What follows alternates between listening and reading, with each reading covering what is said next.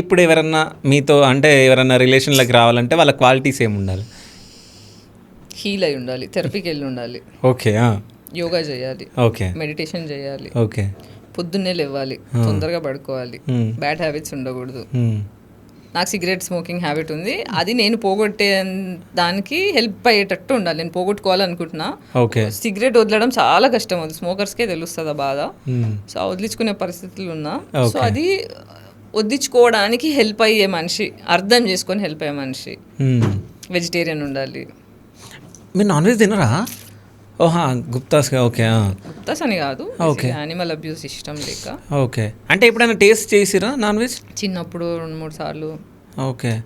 అంటే ఈ మధ్యకాలంలో ఎప్పుడైనా? లేదు. Okay, only వెజ్జే. సో వెజ్లో ఏమి ఎక్కువ ఇష్టం?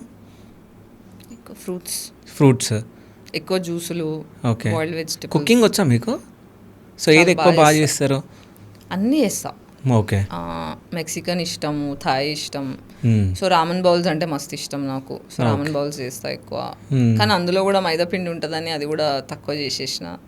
రైస్ నూడిల్స్ వాడతా. బట్ స్టిల్ ఎక్కువ అంటే నాకు కిచిడి ఇష్టం. కిచిడి ఫుల్ చాలా ఇష్టం. గుత్తి వంకాయ ఇష్టం.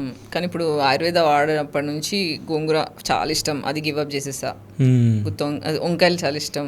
మా మమ్మీ చేస్తుండే ఉల్లిపాయలు, ఎల్లిపాయలు, ఇట్లా ఎర్రకారం పొడి, జీలకర్ర వేసి దంచేసి ఇట్లా ఆయిల్లో ఫ్రై చేసేస్తే టేస్టీగా ఉంటుంది అది. But I gave up.